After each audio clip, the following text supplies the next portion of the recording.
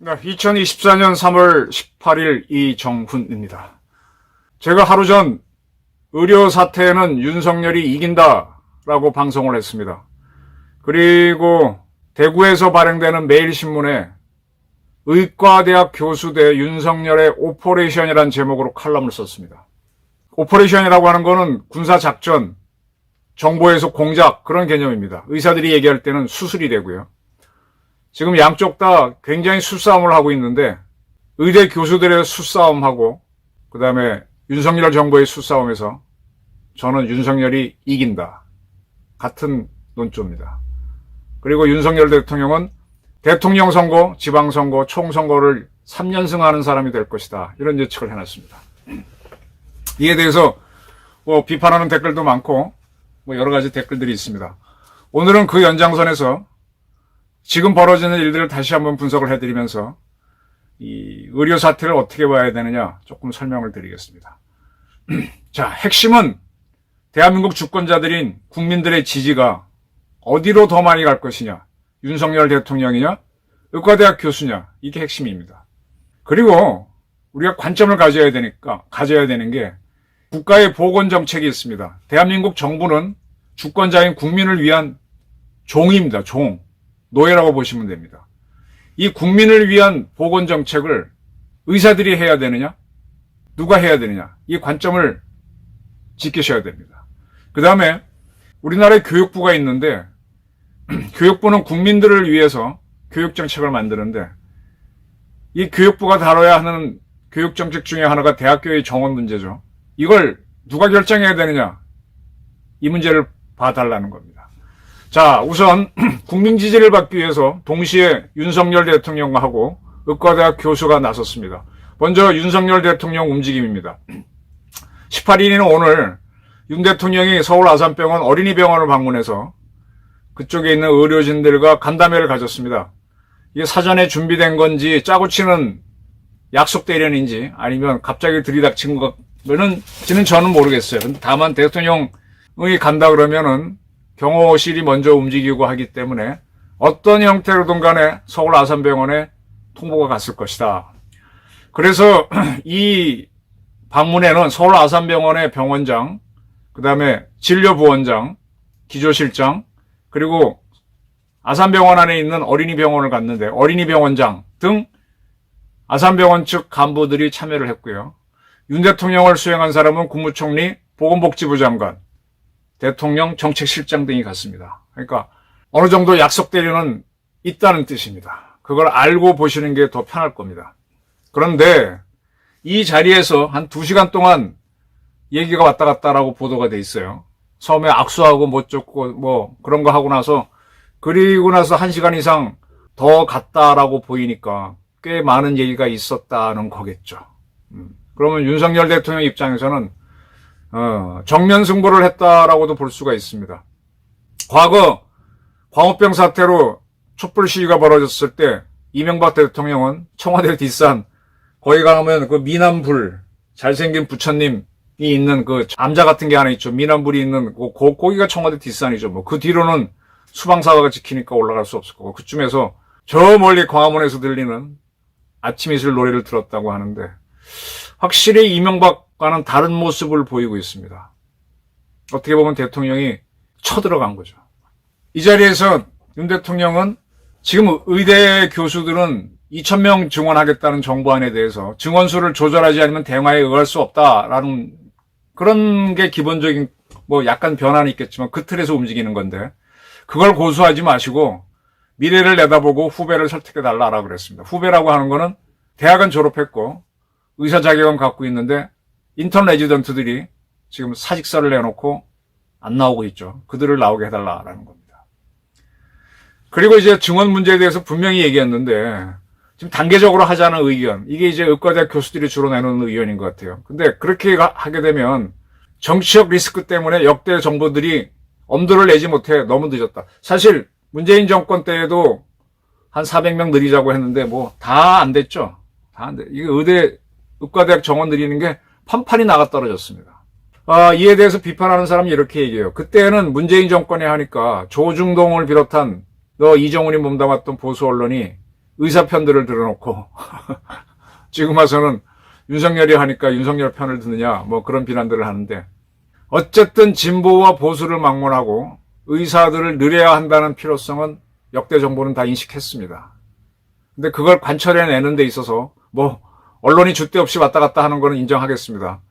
하는 방법에 있어서 윤석열은 조금 특이하다, 강하다, 그런 관점을 봐달라는 겁니다. 문제를 풀어가는 데 있어서 옛날에 뭐 박정희 대통령이 서울대학교나 고려대학교 시위가 많을 때 이렇게 정면으로 들어갔던 것처럼 담대함이 있다.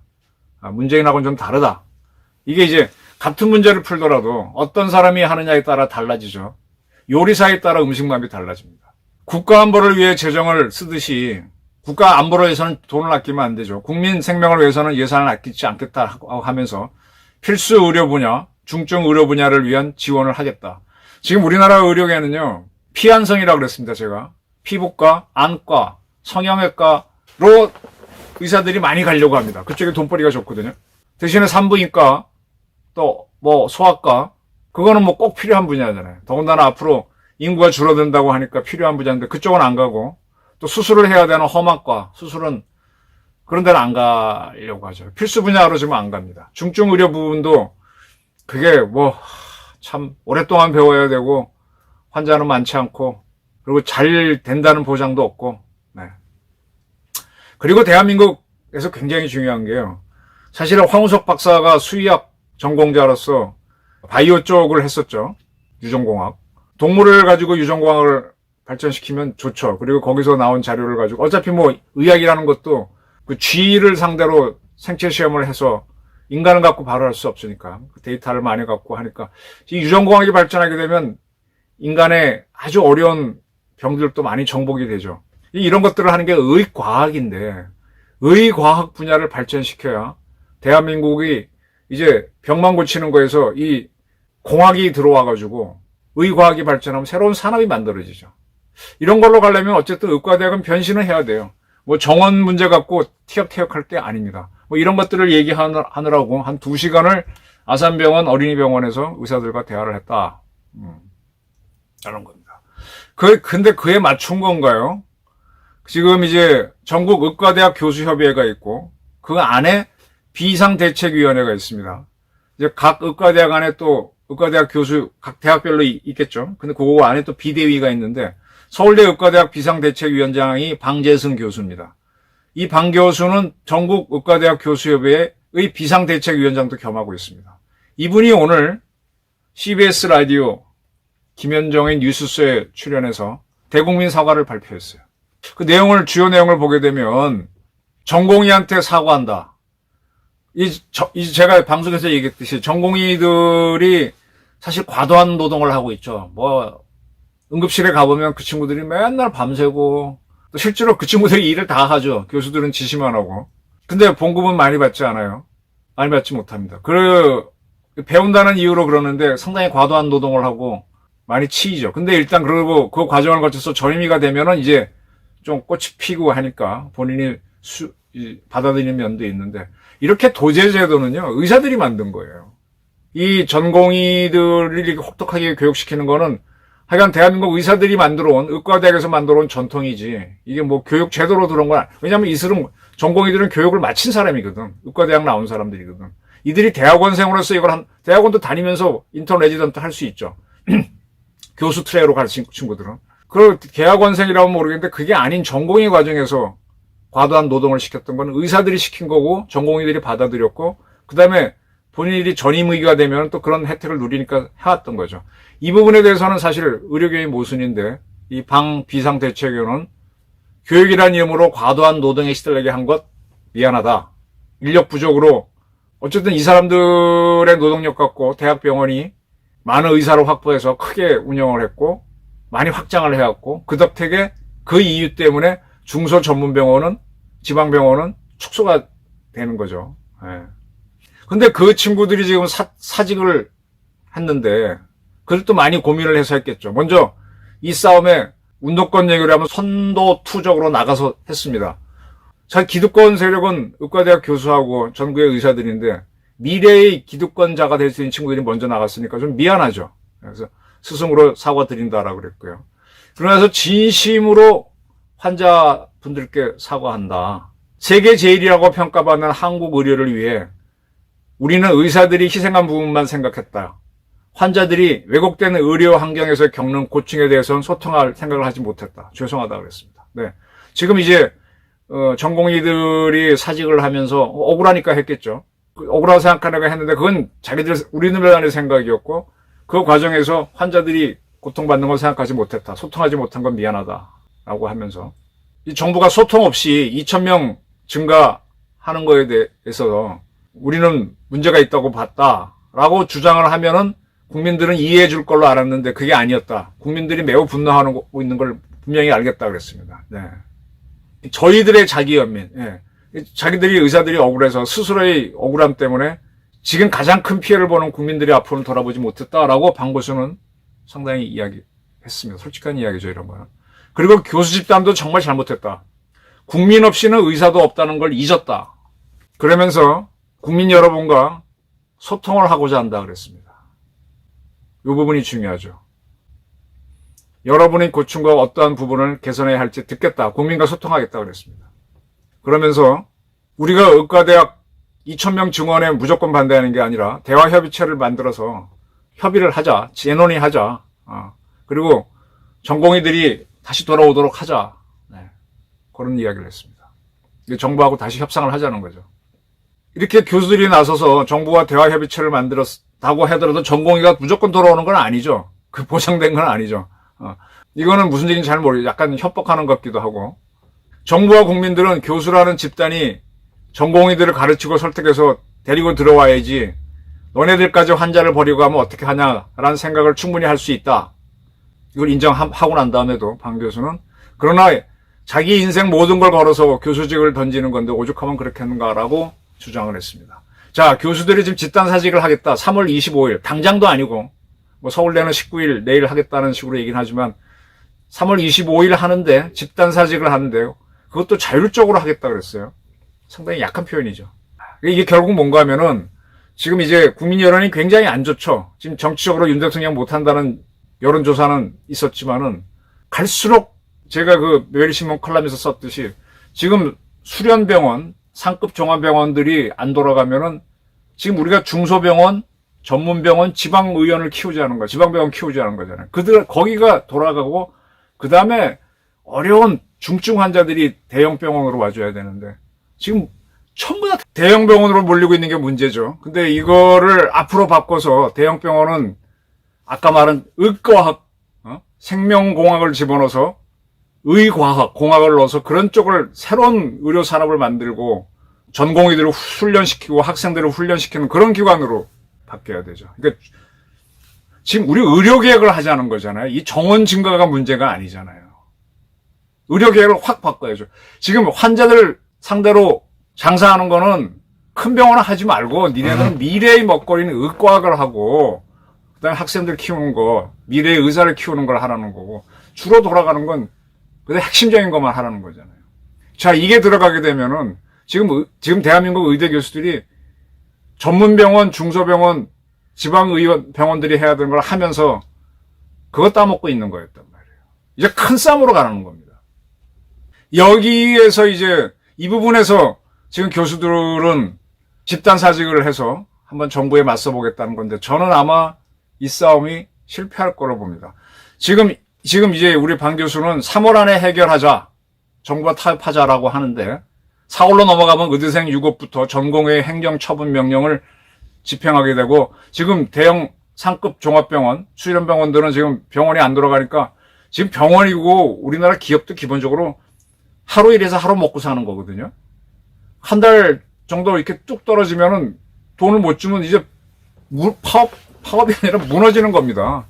제가 매일신문 칼럼에서 이대로 가게 되면은 대형 상급 병원이 무너지고 그럼 의사도 봉급 못 받고 교수도 못 받고 다 무너지는 거, 다 좀 공망으로 가는 거거든요.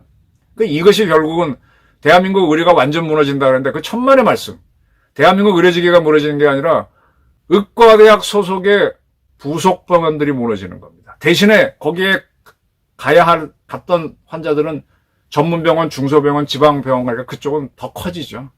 의료계가 확 바뀌는 겁니다. 이게 저는 이제 우리 방 교수께서 대국민 사과를 하면서 그러나 우리 기득권을 인정해 다오라는 쪽으로 이제 대국민 성명을 했다라고 보는 거죠. 그러면서 솔직히 얘기했어요. 정부에서 교수들에 대해 사법적 조치와 행정명령을 하겠다고 얘기했다.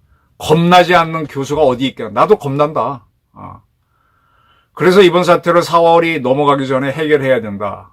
의료 파고를 막자 그랬는데 4월이 넘어가게 돼서 총선에서 제가 보기엔 그래요. 정치라고 하는 거는 감정도 있는 거니까. 만약에 윤석열 정부가 의료 사태 때문에 이겼다 그러면 공격적으로 할 수도 있고 윤석열 정부가 졌을 때 공격적으로 의료 개혁을 한다 그러면 민주당이 막아줄까요? 막아줄 수는 있겠지만 어떤 뭐 집단행동하는 사람들을 사법 처리하는 거는 그거는 못 막을 거예요. 행정 집행이니까. 자, 이렇습니다.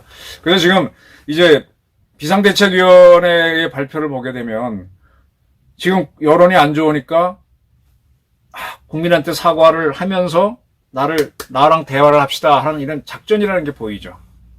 오히려 수비적이고 방어적입니다.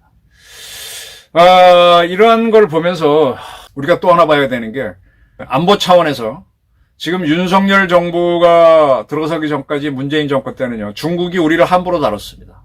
뭐라고 큰 소리 빡치면 쩔쩔맸어요. 그게 이제 박근혜 정부 때 사드를 배치했을 때 중국이 막 하니까 문재인 정권이 사드 환경영향 평가를 질질 끌면서 정식 허가를 안 내줬잖아요. 우리가 중국 눈치를 보고 움직이는 거. 중국이 한마디 하면 상점 모시는 거. 그러면 저쪽 눈치를 보는 거에 공작이 성공한 거거든. 이걸 공작의 용어로는 인플루언스 오퍼레이션, 영향력 공작이라고 합니다. 이게 지금 많이 먹혔어요. 박근혜 정부 때 박근혜 정부가 처음에 중국하고 가깝다가 거꾸로 이제 사드 배치하면서 가니까 중국이 뛰어갔고 그때 우리나라에 중국 유학생도 많았죠. 그 친구들하고 좌파들하고 연합돼서 촛불 시위를 일으켜서 박근혜를 탄핵시켰습니다. 그리고 문재인 정권한테는 계속 영향력 공작을 해서 우리 꼼짝하고 못하게 막았는데 윤석열 대통령이 들어서고 난 다음에 중국에 대해서 할 말 빵빵 쏘고 대만 해협 문제를 힘으로 바꾸지 마라. 또 필리핀하고 다툴 때 중국 너 까불지 마라. 막 이렇게 하니까 중국이 이제 영향력이 안 먹히죠. 그러면 이렇게 되면 어떻게 하느냐. 이 중국이 이 정도로 하게 되면요. 북한도 한국 좌파들을 움직여서 반정부 투쟁을 강화할 수 있어요. 근데 지금 윤석열 정부가 어찌됐든 간에 민노총에서 북한하고 내통한 것도 추적하고 좌파들을 잡아가고 있죠. 그러니까 북한 지령 따라 움직이는 북한의 이 영향력 공작이 안 먹힙니다. 근데 지금 뜻밖의 큰 틀에서 보게 되면 보수 세력인 의과대학 교수들이 전공의들을 먼저 하고 난 다음에 윤석열 정부와 싸우는 구도로 가게 되면 이 싸움을 부추기는 세력이 나옵니다. 이게 뭔가 하면은 대한민국을 중국이나 북한이 좌지우지 못한다 그러면 끌고 나가지 못한다면 흙탕물 만드는 거죠. 어렵게 만들어 버리죠. 이게 그러니까 이제 적의 적을 부추기는 거죠. 지금 윤석열 잘한다라는 식으로 방송을 하거나 기사를 쓰면은 상당히 비난한 댓글이 달리는데 물론 의사들도 달겠지만 그 글들을 가만히 보면 의사들은 상당히 지식인들이어서 글솜씨가 달라요. 이거는 중국이나 북한하고 통할 수 있는 사람들이 댓글 공작이구나. 저는 이렇게 봅니다. 이건 영향력 공작도 아니고 우리의 내분을 크게 시키려고 하는 세력이 붙는 거죠. 그래서 지금 의사들이 뛰면 뛸수록 저처럼 안보를 보는 친구들은 의사들이 의대 교수지. 다른 중소병원하고 전문병원은 반사이익 보니까 거기는 이 문제까지도 봐야 된다는 겁니다. 그리고요, 지난번까지 의약분업 사태 이후 계속 우리나라 의료정책은 의사가 전문가라는 걸로 보건복지정책을 거의 만들어 왔잖아요. 근데 왜 그들이 만듭니까? 국민들이 만들어야지. 국방정책도 군인들이 만들면 안 된다 그래서 국방정책의 문민화, 국민화죠, 국민화. 마찬가지로 우리 보건복지정책을 의사들이 만들면 곤란해요. 자기 이기주의가 들어가요. 그래서 정원을 안 늘리는 거죠. 그리고 정원 늘리고 줄이고 하는 거는 기본적으로 교육부 산하인데 교육부에서는 지금 의사들이 영향을 못 끼쳐. 항상 복지부를 움직여서 했는데 지금 우리나라 지금 공무원들의 문제가 뭔가 하면 교육부나 사실 이 문제는 교육부가 중심을 딱 잡고 치고 나가야 되고 보건복지부가 이게 필요합니다 하고 나가야 되는데 지금 윤 대통령이 미니까 보건복지부 차관이 나와서 문제가 생기면 전 세계 뛰어서 뭐 의료 문제 해결하겠다고 강하게 나가긴 하지만 합니다만은 그 전까지는 안 움직였어. 오히려 복지부나 이런 사람들이 의사들한테 눌려 있었다는 겁니다. 이거 바꿔야 됩니다. 그래서 지금 윤석열 대통령과 전국의 의사들이 아니에요. 의대 교수들입니다. 의대 교수들 간에 이제 머리싸움이 오퍼레이션이 시작됐는데, 오퍼레이션을 아무리 잘하려고 해도 원체 안 되면 작전으로 이기기가 어렵죠. 전 그래서 이 의대 교수와의 갈등 문제는, 의료 사태는 오히려 이번 총선에 윤석열과 국힘당에게 호재가 된다. 이렇게 판단합니다. 끌면 끌수록 수련병원은 큰 위기를 당한다. 그게 핵심일 것 같습니다. 감사합니다.